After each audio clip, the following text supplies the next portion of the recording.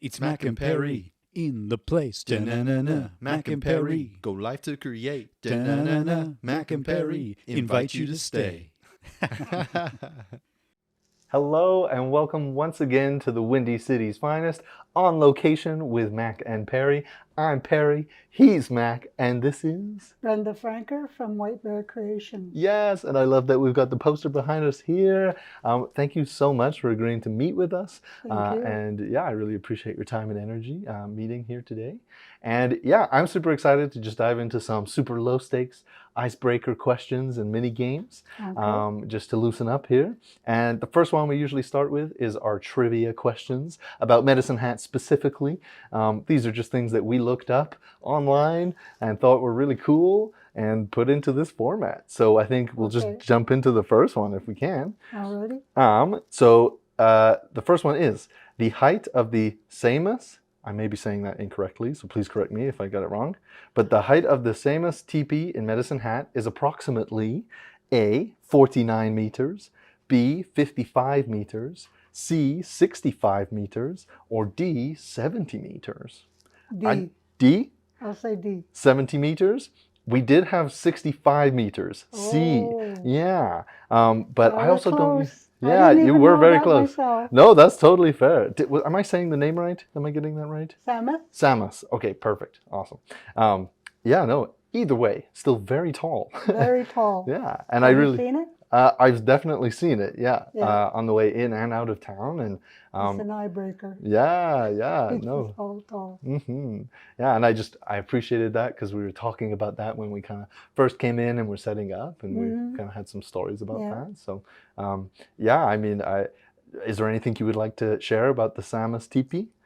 Well, that one day I got a call to come out to the Samus teepee to talk about the 10 shields that are representing all the nations and different parts of southern Alberta. So that was a treat for me because I didn't know anything about the Samus teepee. And I got to learn not only with the children, but with myself too, of what the significance behind the Samus teepee is. So it was a pretty good experience. Yeah, that's awesome. I love it when we can not only teach, but learn ourselves. I think that's the best win-win, if you will. Yeah, awesome. Let's jump into our second one here, which is this or that. So we've got a lovely hat because we are in Medicine Hat. And yeah, this is just a classic game of, you know, tea or coffee. And then maybe we'll talk about that or not and just move on. I don't know. But I'll let you do the honors of picking the first one. Now let's take a look here. Urban or rural? What's your preference? Do you like being in the city or do you like being, you know what I mean, in the rural? I can say both. Yeah. Because I do come from a small urban town in Manitoba called the Paul, Manitoba. I was born and raised there. So I grew up in the urban part of the province, a lot of wooded area, a lot of animals around. Coming to the city I prefer because you have all your amenities all in one spot. So it's kind of like a touch and go relationship between urban and being in the city. So. Yeah. And you're based kind of in the city now? Do you often get to go back out there or just in nature? We try and spend at least once or twice a year to go out to back home in Manitoba and spend time with our families because family time is so important nowadays. Yeah. So yeah, we do spend quite a bit of time, and then when we are out in Manitoba, we bring a lot of our stuff that we create back here, like the diamond willow and birch bark trees and beaver chew candlesticks that we make. So these are some of the items that we bring into Alberta. Right. I love that. Yeah, kind of bringing things back with you and not keeping things separate, kind of integrating things. Because it is like, it is part of my heritage, part of my culture where I grew up, that we can bring stuff in from back home to represent us as a culture. And I think every culture out there within Canada and the US, they should be able to do that too. Yeah. So it's important that we keep our culture fresh and new and keep the knowledge going. Yeah, keep the knowledge going, and like one word that's coming to mind is that idea of like integrated, like with one another or just yourselves even. No, like integrated is very well thought, because I used to go into the schools and teach from kindergarten all the way up to grade 12. Yeah. About the oneness of one person and the oneness of us as a community, broken down into races and that, where we should be one, not separated.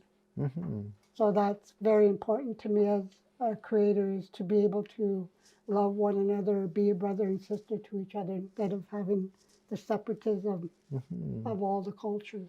Yeah. Man, such a deep answer based on urban or rural. I love it. I love how much we can get into like with just these questions. So Yeah. Awesome. I will let you pick at random our next this or that. Okay, this one has donkey or horse. Ah, donkey or horse. So there's a story behind this one that I could share first if you would like. All right. So I'm from the UK, and my first experience like on horseback was actually donkey back. On the beach, they had donkeys, not horses. And apparently that was really strange to Mac. So that's where this question came from. Would you have a preference? I met a donkey. Yeah. Okay, I met quite a few of them, two-legged ones too. Oh, wow. We'll go with the four-legged, but I met them. Yeah. Horses, I like horses because I used to be on a ranch. I used to be on a farm, and we used to have horses all the time. Yeah. So I prefer horses. Yeah. I rode back ride, whatever. Yeah. You know, I enjoy horses. Nice.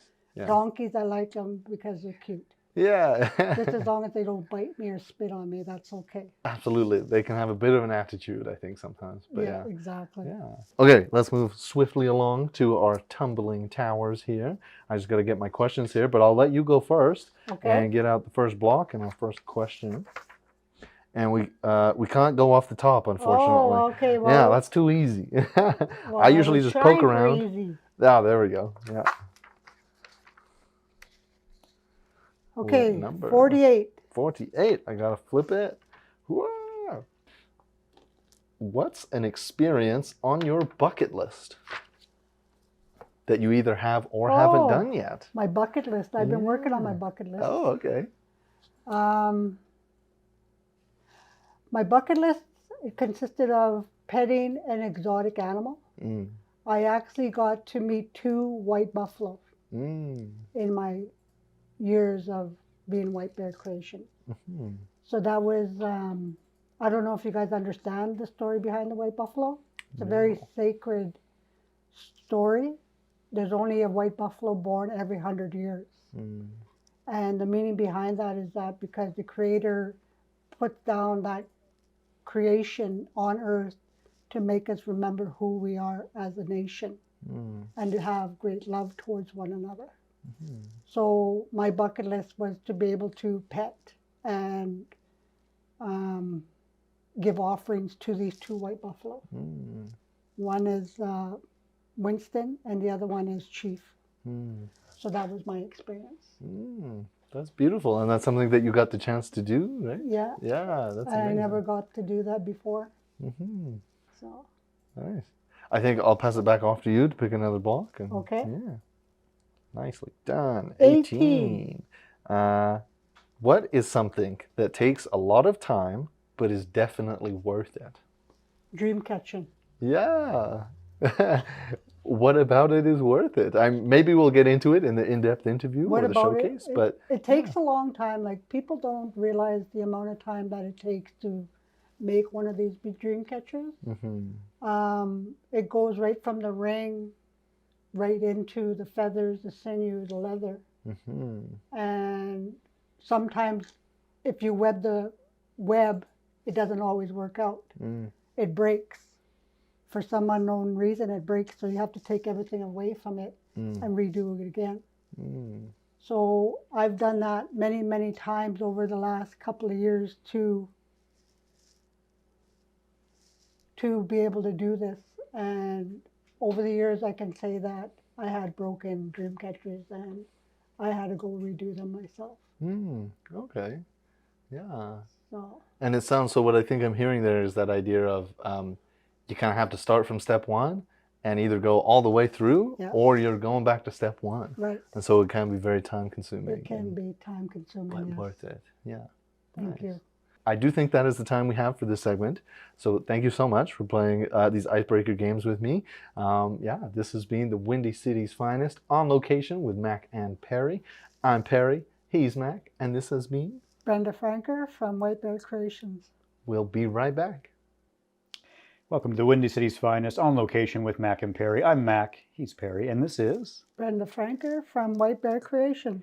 Yeah, well, thank you so much for sitting down to chat with me, Brenda. Thank you. Yeah, I'm really looking forward to learning about yourself and your business, Whitebear Creations. That's why we're here. So yeah, tell me a bit, maybe just a little bit about yourself. Well, I was born in Nepal, Manitoba in 1969, November 15th. I was there up until 2014. I moved to Medicine Hat in 2014. So I came from a small township of 16,000 people. And making that transition from a small township to a larger place like Medicine Hat takes a little bit of time to get used to. So I brought my girls here and we started living here, and while we were staying here, we were starting to get it back into our crafts, which is the dream catching, the painting, the arts, and over the years that we have been taught by our elders in the ways of doing it the proper way. And we grew and grew and grew. Like, I've been doing this for over 25 years. My daughter, Tricia, who is a partner with mine, she's been doing it for over 20 years. So since she's been small. And we started coming out here. When we came here, we started practicing our dream catching and started putting it on websites and that. We started selling it. Next thing you know, one thing led to another, and then all of a sudden I'm getting these orders. Come to COVID times, we were getting busy and everything was shutting down. We got this one school called us and said, can you do a workshop for 360 children? After that first school, things just took off. Like, Whitebear is English for my Cree name. My Cree name is Wapasukamau. Wapasukamau is white bear from the spirit bear from BC. That is my clan. There's clans in the First Nations. I am from the Bear clan. And my grandmother was the one that gave me my name.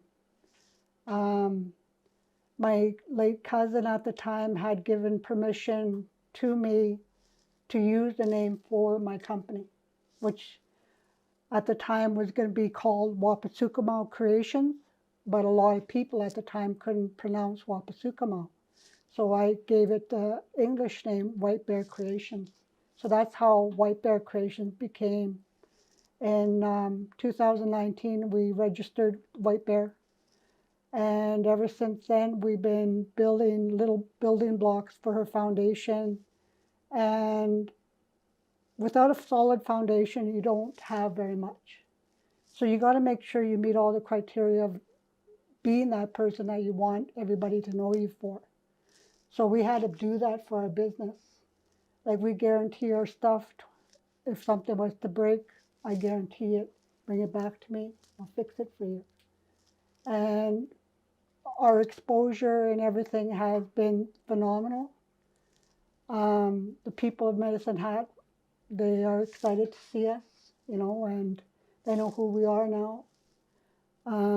We do the markets, the farmers markets. We travel all over southern Alberta doing that.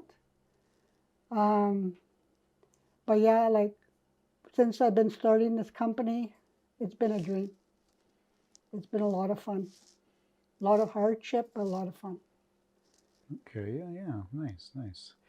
And like when you said, this business was taking off and you said, okay, we're doing this is happening. Yeah. Was that exciting? How did you feel when that? It was kind of a mixed emotions. It was kind of scary at the time and plus exciting, because you hear stories of companies especially Indigenous people, like when they first started going out, or they got something that, a niche that is so wanted that they get overwhelmed. They can't make it fast enough because it takes time. For me, I took the baby steps. The baby steps are the ones that made it successful for us because we're still here. People don't understand that when it comes from a perspective from an Indigenous artist, because they want something like right now. You can't have it right now. It takes us a lot of times of our love and our patience and our willingness to do what we do so people can appreciate what we do. Because what we do right now is a dying art. There's not too many people that are practicing this kind of art. Like right now I have Dana, who is my protege, and I'm teaching her my knowledge. I'm passing down to her so she can pass it down to the generation to follow. We're growing because of our message. Like we message our love and our caring for each other. That is our message as Whitebear Creation. So you're at markets. Yeah. Do you have any like memories or experiences from being at markets, interacting with customers, things like that? Well, we had a really busy summer this past summer, and we've been doing market after market after market. So we kind of took a break, maybe about a 3-week break, I think. About a 3-week break. So we got back into the market scene, and we were sitting there, and then all of a sudden, one of the regular customers goes, "Well, welcome back. Guess who we've seen today?" And she was talking to us, and I said, "Well, I need to take a break." She says, "You didn't tell us you were taking a break." And I'm going, "No, I didn't need to tell you guys I was taking a break." And she goes, "Well, welcome back anyhow. We love to see you." You know, and it was like a funny kind of atmosphere. And I'm thinking, okay, they miss me when I'm gone. You know, and that feels so good when you're back in the seat and you're saying, okay, what's going on? And you have all these people coming back and saying, hey, where'd you go? Where'd you go? There's a lot of meaning behind the dream catcher, and it has to be foretold by somebody that actually knows it, like myself. And I was taught by a dream weaver that was 71 years old when she taught me. And I'm at 55 now. And I started when I was 24. So I take a lot of that from the creator. He works through me through the dream catcher. And if something is just not off with me, the dream catcher won't work. I've seen that so many years that I grew to understand my dream catching and the signals that it's giving back to me, because it's alive. Just because it's sitting there and doesn't speak, but when people see it, every dream catcher is meant for somebody on this earth. And when I do my dream catching, I make sure it's the most perfect thing that I can possibly make, just for that person. And that kind of dedication, that's what I want to leave to my Dana and my Trisha, is to leave that kind of knowledge behind so they can pass that knowledge over to the next generation. It takes a young person just starting out hours to create something that I can do in half an hour. But yet I do workshops for practicing for the dream catcher. I might have done close to 4,000 people in workshops alone. We're doing other workshops. We have a beading workshop that we're going to be doing. We do the drum workshops. We create the drums. It's been an experience. It's been a ride, and I only look forward to the future. Yeah, absolutely. Yeah. Yeah. Nice. And mentioning workshops, I saw on your website you have like fire starting workshops. I'm like, Yes. what is that about? Yeah. Tell me about something like that. That seems like something really interesting. Well, the medicine wheel workshop, we have one called medicine wheel workshop. Okay. That is for the 4 directions, which is the white for the Caucasian, the red for the Indigenous, the yellow for the Asian, and the black for the Black nations. So that is in that workshop, and it tells you everything about humanity and loving one another as brother and sister. And then we have another one which is called the Winter Survival Workshop, where we take you out into the wilderness and we show you how to make a fire from just the materials out in the woods. No lighter, no nothing like that. All you have is a flint stone to start your fire. So we show you that, and then you have a shelter building workshop beside that, where also you're in the woods and you're doing the chopping of the thing. We give you a basic package, and you're with us, and we take you out. We explain to you what you need to survive in the wilderness. Where I come from, that's all you see is wilderness. You can drive from here to Lethbridge and it's all bush. There's wolves out there, there's bears out there, you know. You get a flat tire, you gotta be prepared, you know. So it shows you if you break down in the middle of the winter, you have to stand outside in the winter in the cold. You gotta know how to make a fire out of what is around you, not with you.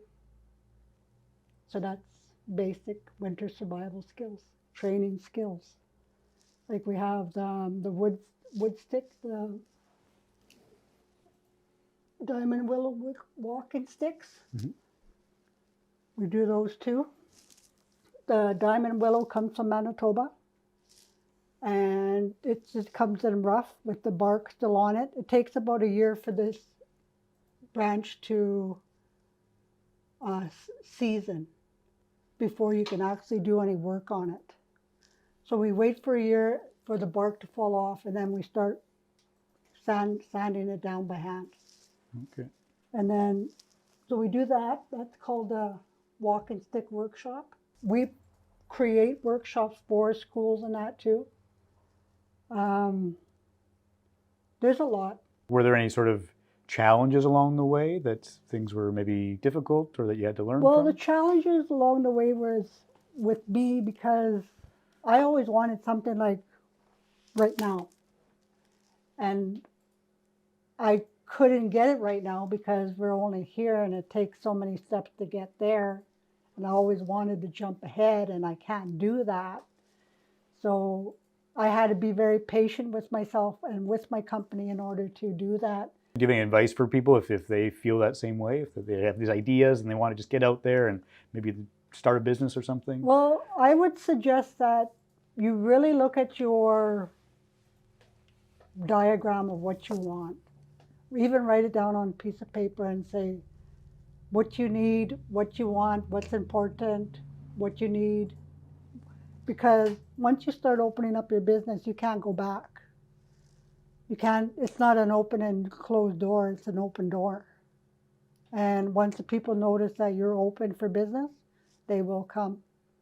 And once they start coming, you want to keep those people satisfied. Because it's your line of product that is out there making money for you. And if you can't keep up with that line of product, then maybe take a step back and take baby steps. Don't rush into stuff. Because I want to rush into things, but a better part of me said, no, take it easy. And I did take it easy. And now I'm here giving off interviews and, you know, like things are just great for Whitebear right now, you know, and I wish that the best for everybody out there because nobody gets a chance to do that. You know, if you believe in yourself that much, you believe in your product, go for it. Reach for the stars, you know, because it's worth it. If you believe in yourself to the point where you want to do something, do it. How has like Whitebear Creations, your business or your art, like how has that experience changed you as a person? Became more humble. More humble. In the beginning, I used to have anxiety, like the dire straight anxiety, like I couldn't believe it. And then started getting out of my shell and talking to more people and doing what I'm doing, like publicly and being in front of the cameras and you know, talking with people of all different races, and that really helped me come out of my shell a little bit more than sometimes, but that's okay. But my experience and how it changed me is I became more humble. I love what I do. I don't take things for granted anymore. You know, I face every day as it comes. And whatever challenges I face that day, I take care of them and keep going. That's all I can do, you know. And just keep plucking away is what we're doing, and hopefully people keep loving what we do, you know. Yeah, no, I think you're doing great work, so I'm sure I don't see why they wouldn't. Thank you. Yeah, well, I think that's all the time we have for this segment. I really enjoyed talking with you, Brenda. Been really well talking to you too. Yeah. So this has been the Windy City's Finest On Location with Mac and Perry. I'm Mac, he's Perry. And one more time, this is... I am Brenda Francoeur from Whitebear Creations. Great. We'll be back shortly with our showcase. We're going to see some of the pieces that you make. Welcome once again to the Windy City's Finest On Location with Mac and Perry. I'm Perry, he's Mac, and this is Brenda Francoeur from Whitebear Creations. Yes, it's been such a joy hearing your stories and hearing about your experiences and insights. And I'm super excited to dive into our kind of showcase segment with you, and just kind of get into the nitty gritty of some of the pieces that you make. Okay. And I think the first place we're going to start is with this lovely piece here, which I shall hold up. And yeah, what is this, first of all? So this is a rawhide drum. It's a 4-inch rawhide drum. It's made out of deer rawhide. It's got its own little baton and some feathers, and it's got a snake on it, and it's colored in the Black Nations artwork. So that is something like the BC coastal, but it's the Black Nations. They're very similar in texture and in structure, but the significance is within the artwork itself. Mm-hmm. So this one here is a 4-inch deer hide drum with the feathers and everything to it. Yeah, with the feathers. There's so many different aspects to it, and it all kind of just comes together. And like I'm seeing even in the middle here. What is in the middle? The middle is the birch bark. Birch bark. We actually take the birch bark from Manitoba. We harvest the birch bark in Manitoba. Mm-hmm. And we bring the birch bark back to Alberta. We clean it up and everything, and we put it into strips, and we glue the strip of birch bark around the drum, and then fold over the birch bark, the rawhide over the birch bark. Yeah, and so it's very authentic. Like I was taught this art by my uncle, J.B. Custer. Yeah. And he was the original one that showed me how to do these drums, and that was about maybe 30 years ago. Mm-hmm. So I've been making them for quite a while, and they're still the same way that we used to make them back in the day. Mm-hmm. That's beautiful. And I really love the detail in the artwork. And it's all handmade. All handmade. Hand painted. Hand painted. Yeah. Wow. And I gotta admit, I mean, I know it's maybe not the centerpiece, but I love the white bear. The little white bear, yeah. Yeah, I absolutely love that. It's adorable. And I just think that's beautiful. Yeah, this is so cool.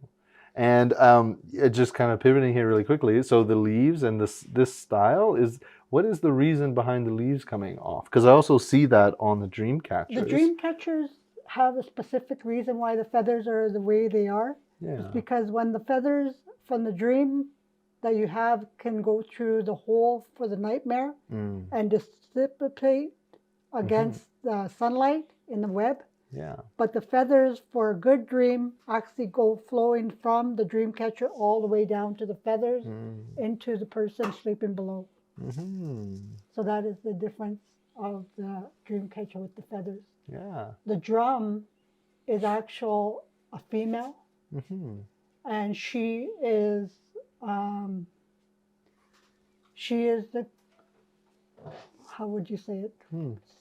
She represents Mother Earth, the drum, because of the circle and the rawhide, and she is a female. So when people say, like, we don't hit females, so we don't bang on her very hard. when we have the other drum, you just tap nice Mm. and lightly just for a nice tap. Yeah. You don't harm. Right. So that's the reason why the drum is so sacred to us, because we don't beat on a woman. Yeah. And she is a female. So all drums are female. This is very interesting. That is something that I did not know. So thank No. you for sharing that with me. You're very welcome. Yeah, no, that's beautiful. And I think, yeah, we'll move swiftly along to our next piece here. This is kind of, is this in progress? Not quite finished Not yet? quite yet. It's about 90% done. Yeah, I got This it. piece here is called Turtle Island. And the reason why the people wanted the painting as Turtle Island, because Turtle Island represents Canada, the US, and Mexico. And the story is that during the flood, there was animals on this yacht, and they sent the animals to go look for land underneath the ocean, and nobody survived except it was the turtle that survived and came back with a piece of land on its back. So that's where today Canada, the US, and Mexico are represented as Turtle Island.